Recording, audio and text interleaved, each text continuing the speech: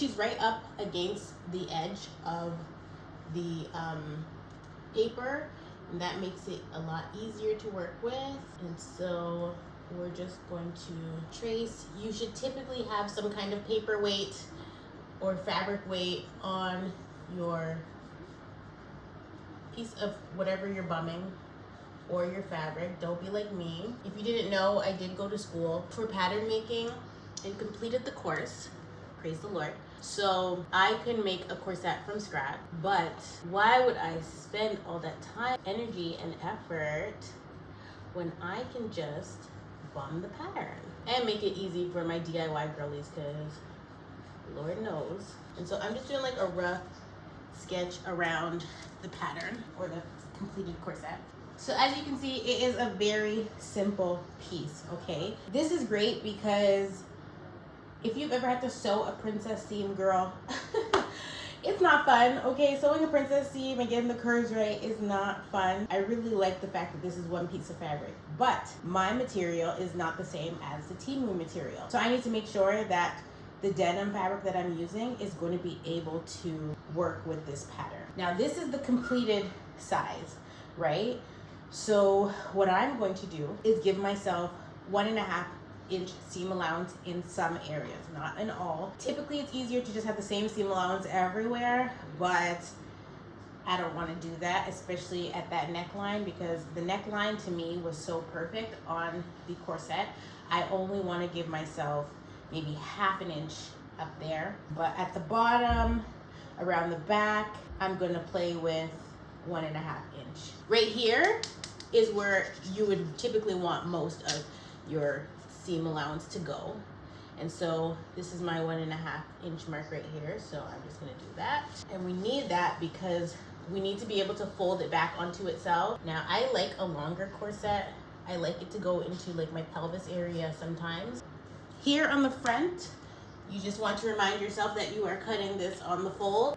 The thing about tweaking this pattern is some areas I do want to add extra, like I wanted to elongate it a little bit, and I wanted to make sure I had enough reinforcement at the back. Top part up here, I don't want the 1.5 seam allowance because you don't really need that much. Y'all can figure out what seam allowance you want to do. It's easier to just have the same seam allowance all the way around, so you don't have to think like, oh shoot, I don't have this much to work with up here, but I don't want a whole lot to have to cut off and stuff, right? So 3/4 of an inch. Most people do 5/8, but like I'm just gonna go with 3/4 because that is like a good safety area. A lot of the pattern making is engineering, so a lot of the time you're doing a lot of like mental stuff. But I definitely have done enough corsets to know that if I add too much seam allowance to the wrong area, girl, I just end up hating the garment. So I'm gonna finish adding my seam allowance. I'm gonna label it and then we can cut it out. Okay, so everything is now labeled and ready to cut out. As you see, we have our cut on fold line, and make sure you don't add any seam allowance to the fold, okay? That's why she's right there at the edge of the paper. Ain't nothing to add to the fold. Then along the bottom, you see there's the 1.5 inch seam, same width along the back. And then you start seeing the 3/4 of an inch seam going around the rest of the corset. I have labeled this block A, or pattern piece A, sorry. And then I also said it's the Temu corset pattern, size large, 1.5 inch seam allowance, and then 3/4 of an inch seam allowance is on there as well. Now that it's labeled, I can cut it out. Okay, so this is our cut out pattern piece. Let's move on to phase 2. Okay, so these are the jeans. As you see, fit a body in here. It's giving Jared, rebuke him though. It's giving the Subway man, as nasty as he is. Okay, the fact of the matter is, these pants are too big, okay? They was gonna give a cute boyfriend jean moment. So we're going to turn these jeans into a corset. My mom actually just asked me if she can have the top part of the jeans.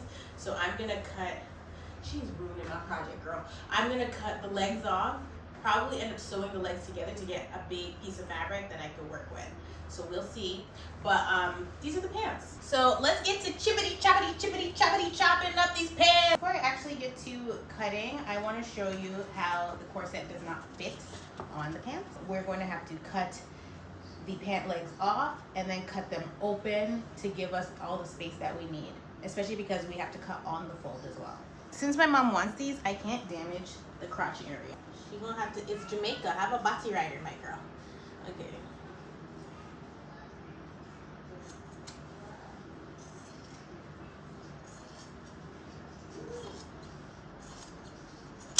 And you need good scissors. These might be too short for mom. So mom gets that. We're gonna open it at the seam. So I'm gonna flip this inside out because it's easier to cut a seam off if you flip it inside out. And I actually stand corrected. These have, if you can see, they have stretch. So I might be pissing in the wind with how I made my thingy. As you see, typically on jeans you have a simple seam and a reinforced one. And so on this side, this is the simple seam, and on this side is the reinforced seam. So this is the seam that goes on the outside of the pant, while this is the inseam. The outer seam is thicker. I'm going to cut this seam off because if I ever end up having to sew over it based on like how I fold this fabric, when I cut it, this is going to be harder to sew over than this thin one over here. So now we have this, but I can guarantee you we still need more. The pattern is big enough, or sorry, the fabric is big enough for the pattern, but remember, we're supposed to cut it on the fold. So this poses a bit of an issue, right? It works. So what that tells me is that if I sew both of my pant legs together and fold it, I will have enough. Now I've sewn my two pieces of fabric together. I used blue thread, so you can't see the seam, but I have the pattern directly on the seam, so that's my fold line. And since we added the seam allowance to the pattern, because a lot of patterns come without the seam allowance, we can go ahead and just cut directly. Ah, she's coming along. Okay, so that's what we have so far. And then we're gonna also cut our lining, but I'm gonna cut our lining out of muslin. So this will actually act as one, a reinforcer. So it will give it body, it'll give it sturdiness. Two, it'll take away that stretch that we have, because there is quite a bit of stretch in this corset. I thought that there was more stretch in the green one, but that was a lie. When I went back to look at the green corset, the most stretch that I get is coming from the neck area, so the halter part. The other thing I can do as well to take the stretch away is interface this whole thing with interface that will take away all of the stretch. Right now, if we lay our pattern completely flat, this is what we have. It's not flat and it needs to be ironed, but all the seam allowance is still on here, so that's why it looks funny. Okay, so this is the lining. It is muslin, that means it's 100% cotton. As you see, there's no stretch here. The stretch is along here. Again, we get a little bit in the neck, but not a lot. So we're going to do right sides together. I'm gonna actually go iron it and press it and make it flat.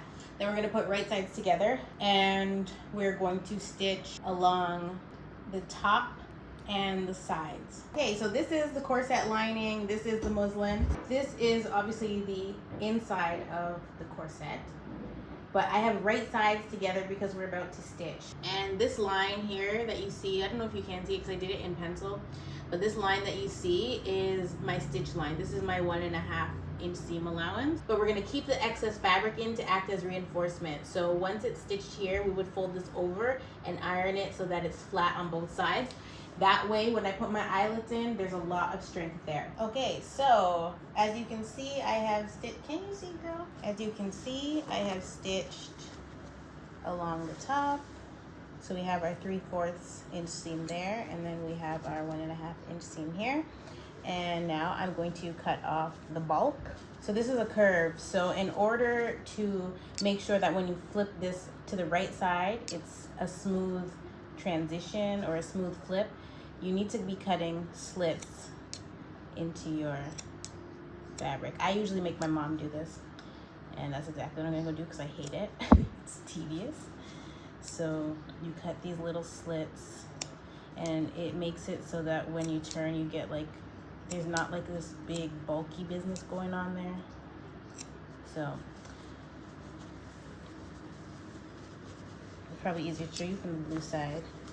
So you're gonna do that, but make sure you don't cut down to your actual stitch line. So that's how you do it, and you do it all the way around the neck.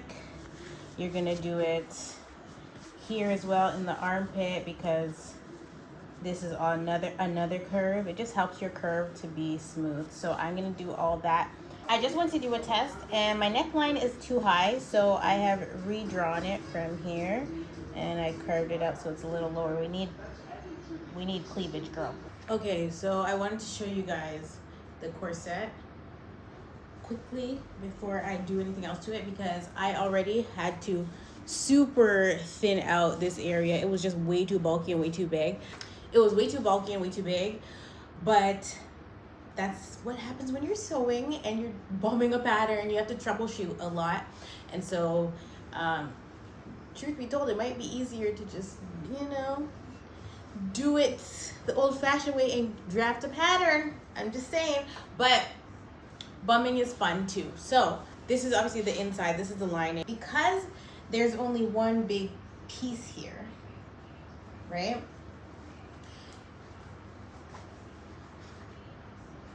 When I do this, so you can see, when I do this and I pull it as tight as I can with my hands, it gives corset a bit, right? But we still have space up here that shouldn't be there because we don't have a princess seam going through the bust. If we had a princess seam going through the bust, we wouldn't have this issue. The other issue is around here, which I've had to tweak this already. And so I'm thinking, I'm gonna ask my mom, but I think if I just curve this a little bit more, we will lose the little bit of gaping that we do have. It's because we don't have side seams that this is happening. So if we had a side seam, if I could take in or take off this, it's giving so far. I mean, let me see. Let me get rid of the tube top. Shameless plug, by the way, if you want my tube top, go to my Amazon storefront. She's linked there somewhere with like my everyday wear. I have so many of these tube tops. They are so comfortable. So this is what she's giving. I will explain to you guys why I had to troubleshoot so much with the neckline, but I am going to, I mean, she kind of works. Even with a little bit of gaping, like you see that right here. It's not too much, like it's pinchable, but it's not a lot. So I might be able to get away with it. I'm gonna ask my mom what she thinks, and I will tweak it where I need to tweak it, and then I'll sit down and explain everything. Okay, y'all, so I talked to mi madre, okay? And she said, I don't need to do anything. She said the tweak is so minuscule that I'll be able to manipulate it otherwise. So we're gonna leave it alone.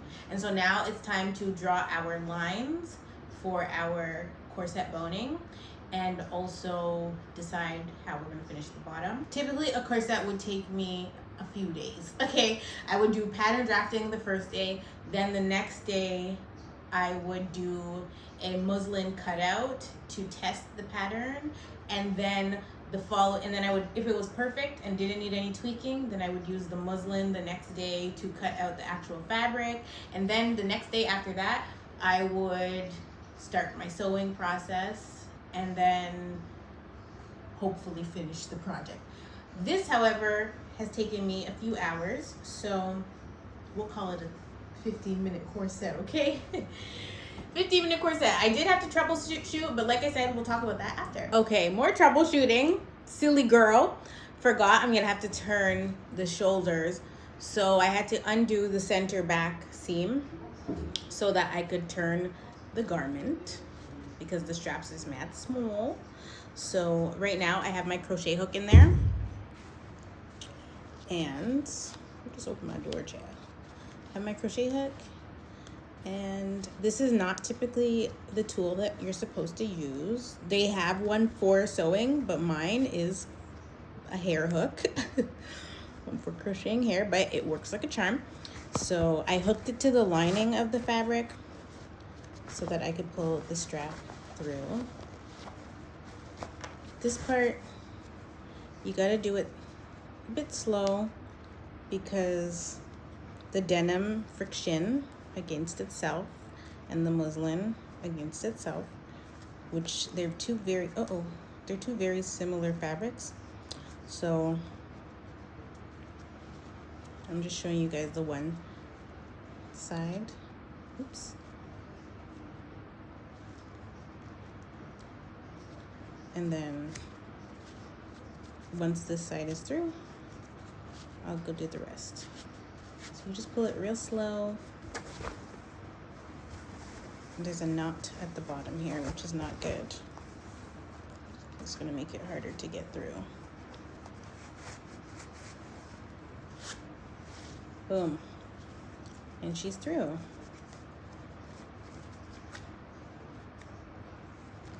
And it looks like I opened it a bit, but that's okay. So that's one side turned. I have to like press it and stuff and get it flat again. And we gotta do the other strap. And the rest is really easy to turn because it's all open. So I'm gonna turn the strap and then iron it and show you guys the next steps. I am going to top stitch. So I'm gonna stitch very small seam right here, or top stitch right here, and also along the armpit area just for like a cleaner finish. And then I am going to get my heat erase pen and draw the lines for the boning. Okay, the fun part. So now we're going to use our heat erase pen, and I can draw directly onto the garment, and by the time I put my iron to it, the pen marks will be gone. Everything that I'm using in terms of design will be listed in the description box below. I think I have an Amazon storefront with just sewing supplies. One thing I'm a little bit upset about is the fact that I have this seam in the front, but we're gonna have to just work around it. This is steel boning. It's 1/4 of an inch, which means our lines need to be like 1/4 of an inch and then a tiny little bit so that it fits right in. So I have this one nearby for reference. So in this corset, there's 11 stabilizers. There's one in the center, and then 5 on either side. 3 inches from the last one, which would be right here. And then same on this side, 3 inches over. And then those would both go like this. And then you want to obviously measure the 1/4 inch. And I did one more than 1/4 inch to give her room. These lines have to be pretty precise. I'm measuring off 1.5 inches because this is where my grommets are going to go. But right here, we want some extra reinforcement. The green one actually has 13, I think. Hold on, let me recount. Because they have 2 on the back that I didn't notice because they're not covered in black. Okay, so those are all my lines. The Timu corset has plastic boning, the really cheap kind, and mine is going to have steel boning, which is going to make it even stronger. So I'm feeling like I'm good. I don't need to add any extra bones in there. So I'm good with all my boning lines. I'm going to actually do another stitch line. So at the top of each of these lines, I'm going to stitch right here to just reinforce. So at each point, I'm going to just double the stitching, and then once I do that, I'm going to stitch down on each side, and then it's going to be ready to cut the steel boning. So as you see, we have stitched all of the parts that need stitching. All my lines are there, and all of the pen is gone because I ironed the corset. And so now I'm going to be sticking my wire in, and also when I stick the wire in, I'm also going to be measuring, because you don't want to put it all the way to the bottom because your machine cannot sew over that. So you want to put it maybe 1/2 inch or 1/4 of an inch above the bottom of the corset. We will work from this side because I think it'll be easier for you to see. If you're using steel boning, you're going to need your steel boning. You're going to need your wire cutter. You're going to need your endings or your tip, and you're going to need your pliers for tightening. So I am placing my tip end, and this is, you need these. You can't do it without it because this will tear your garment. So this is just to protect whatever you're putting your steel into. And so you put the tip on there. Oop. You put the tip on, and then you clamp it. Press it, clamp it. You're also gonna want to have like a permanent marker or something. For me, the quickest way to do it is to put it in, but leave the half an inch of this, leave your half an inch at the top. So, where's my pen again? Okay, so the reason I marked it half an inch is because I need half an inch at the bottom. So what I'm doing is sliding this in up into this point here.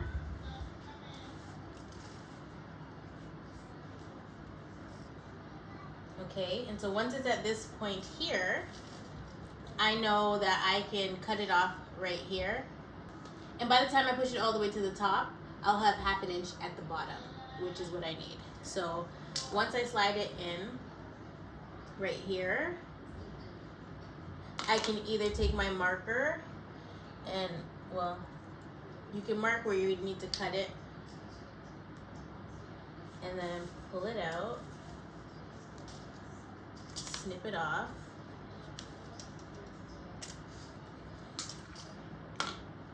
Put another end on it, clamp it.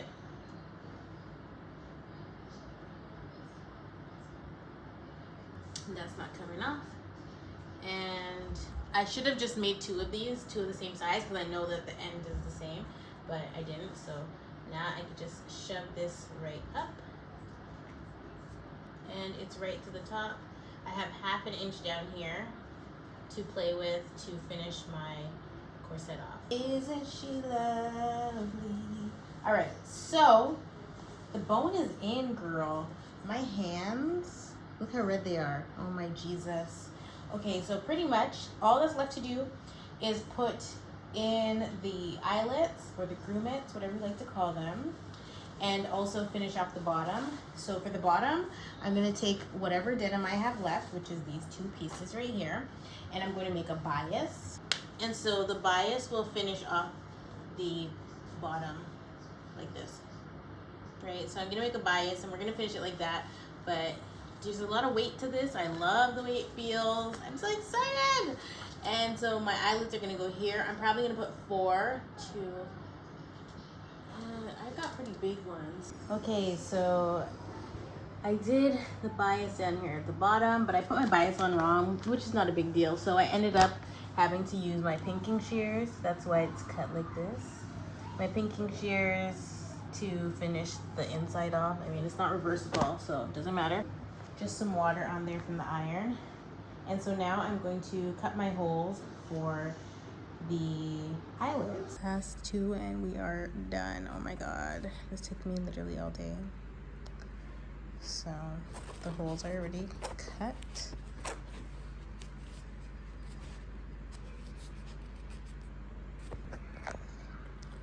So we just put the grommets in. That's on the back side, and then I'm gonna grab my tool. Tool's on there. I'm gonna pinch it, and then we're gonna have an eyelid. Because my fabric is so thick, I'd like to use these and just flatten these even more. Once again, excuse the lighting. Oh baby! Oh!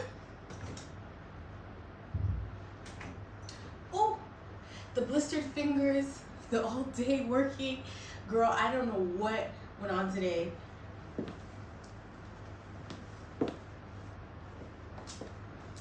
But she's done.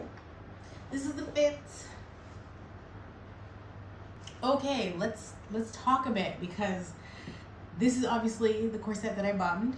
I guess let me give you outfit details before I even talk about what went wrong with the corset. Shameless plug once again, this bag I got on Amazon, and it's a little True Religion denim tote, and this is like my everyday bag now. I switched from my fanny pack to this. It holds everything I need, my money and my phone, my keys. Okay, so love me a good mini bag, and it comes with the long strap as well, and there is a button. But yeah, it's on my Amazon storefront, so go check it out. Purchase, purchase, purchase. It's literally after 12. When I say I worked all day on this corset, I worked all day on this corset. But it would not have taken me all day if I didn't have to troubleshoot so much. So we're gonna talk about that. My skirt is from Value Village, so this is like some vintage denim skirt, girl. I don't know if it's vintage, girl. Let me just check the tag. Oh, American Eagle. The boots, Azalea Wang, okay. Very affordable boots, very affordable. My little cowgirl moment. And the corset is by moi. So let's talk Problem City. So the reason, and sorry for the lighting, told y'all my lights is on the way. The reason that I ran into problems first was because of my seam allowance. What I wasn't paying attention to was the fact that this is a bias tape that they put on the ends or around the edges of this. Therefore, this does not need 3/4 of an inch seam allowance. That made this entire section too big. And then it was like up here covering the cleavage, and we needed spill. So that was the first red flag. That was the first flaw. And I noticed it, I clocked it, and I had to adjust my pattern. So don't add the 3/4 seam allowance if you are bumming this corset, because you do not need it. The 3/4 seam allowance that I did put on, I ended up having to take it off. So pretty much with the 3/4 seam allowance, I ended up having to, remember I sewed it right sides together. So my finish is like a flattened clean finish with a top stitch on it. I didn't use a bias tape to finish my edges. So I know I'm looking up here. It's because my camera's here and my mirror is here, and I can see myself here. So it's weird to look in the iPad camera. I didn't use bias tape to finish my edges, so you literally just need a tiny bit. This pattern finish is actually the perfect size, and my material ended up being stretchier than this, and because of that, that's why I really ran into a lot of the issues I ran into, because this had give and this didn't really have a lot of give, and I had it confused. So because this was stretchier, it just didn't make sense that I added the amount of seam allowance that I did. I thought that this fabric was stiffer, so that I needed the seam allowance, but I didn't really need the seam allowance. The only place that I really required the seam allowance was on the back, but only so that I could reinforce the eyelets. So it wasn't really for a sizing issue, because like I said, this was pretty perfect. And so all of the seam allowance that I put on the inside, in here and out here, it was so bulky and thick, and it really needed to be thin. If I hold this corset, let me take this hanger off, because what am I really doing? If I put this corset on, right, you see it has some stretch here. It's just, you just have to figure out your fabric, really. So there is a little bit of stretch, but like it's just in this very short area right around the neck. It's super stretchy. Everywhere else is not, right? So because they cut it on the bias somehow around here, it hugs the body really nicely. Because I added 3/4 of a seam allowance, I had all this extra fabric to cut out, and I was like, yeah, no. So I just had to keep tweaking it and tweaking it and tweaking it until it fit properly. And then when I was doing my bias tape, because I wanted to utilize as much denim jean as possible, so I cut what was left over to make my bias on the bottom. This piece down here, this was part of the pant leg as well, but there was a seam going in the middle, and I didn't want it to match here. I wanted that whatever was going here to not have a seam, so I had to sew the pant in 2 sections and then cut it in the middle so that this part would be have no seam, and then the seam is like over here somewhere, like insignificant, and then on this side it's like back here. So it's all right because this is obviously a repurposed or an upcycled garment. It's not going to be perfect, you know. I did well with what I had, okay, and I am up freaking zest, okay. I cannot wait to do this again, but with like something else. I can't wait to bum this pattern again because I absolutely love it, but I just have to tweak my pattern piece to eliminate the seam allowance because we really didn't need it. I probably needed about 1/4 of a seam allowance to sew the face and the lining together, but that was it. I did not need 3/4 of an inch. I don't know where I was going with that, but I went somewhere with it. And then the bottom, I wanted it to be a little bit longer than that one. So that's why I added to the bottom. I added 1.5 inches to the bottom. And so, you know, that worked out. And yeah, I'm obsessed. I'm in love. I'm obsessed. And so make sure you comment, like, subscribe, and if you want more sewing content, girl, it's on the way, girl. It's on the way. Okay, I love you all so much, and I will definitely see you in the